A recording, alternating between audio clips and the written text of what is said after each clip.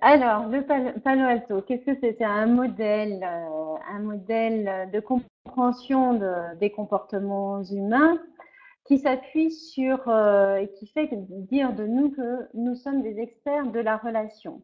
Donc, on va privilégier les relations, on va privilégier les interactions, et pour cela, on s'appuie sur des cours pensés dont le plus important est l'approche constructiviste, pardon, et cette approche constructiviste dit finalement que la réalité n'existe pas en soi. Nous construisons des réalités et ces réalités peuvent être fonctionnelles ou dysfonctionnelles. Alors la bonne nouvelle, ben, c'est que quand c'est fonctionnel, on participe à ce qui fonctionne bien. La mauvaise nouvelle, c'est qu'évidemment, ça fait apparaître qu'on construit son propre malheur et que d'une certaine manière, on est co-responsable de ce que l'on subit.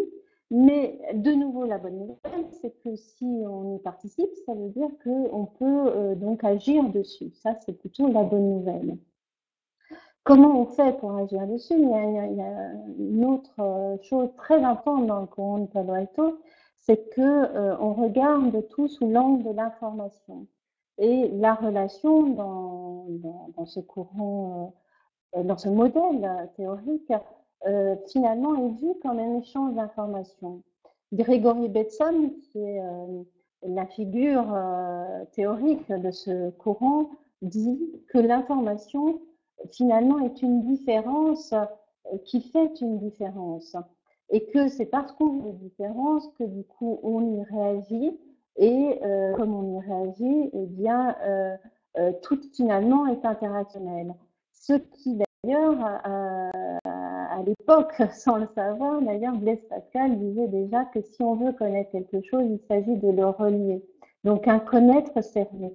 Donc c'est pour ça qu'on va privilégier beaucoup les interactions et regarder finalement comment les problèmes fonctionnent et comment fait-on finalement d'une certaine façon, ou comment font-ils d'une certaine façon pour ne pas s'apaiser, pour ne pas se réguler.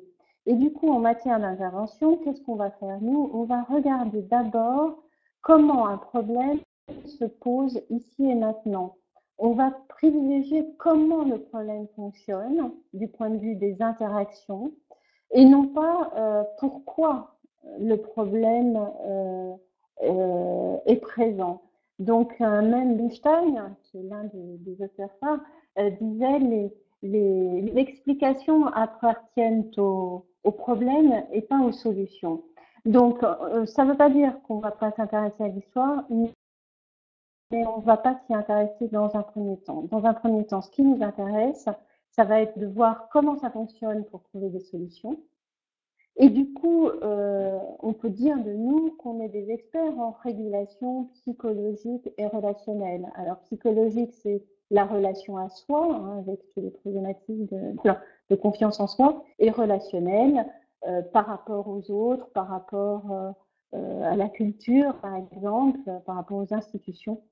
Grosso modo, on trouve toutes les problématiques aujourd'hui dans le monde du travail, de burn-out, de conflits qui peuvent aller jusqu'au harcèlement, des syndromes des syndromes pardon, de stress post-traumatique, des troubles du contrôle, quelquefois le doute pathologique, la difficulté soit à agir, soit la difficulté à décider, des troubles anxieux, hein, qui sont évidemment les plus nombreux, avec peur de ne pas être à la hauteur, par exemple. Et puis enfin, tous les troubles addictifs qui sont de plus en plus répertoriés aujourd'hui et qui font qu'on a du mal, par exemple, à ne pas pouvoir poser des limites, notamment dans les situations de travail. Donc notre approche, en conclusion, est stratégique et systémique. Elle est orientée résolution de problèmes ou atteinte d'objectifs. En tout cas, on est très focalisé sur l'efficacité et nous revendiquons d'ailleurs 80% de réussite.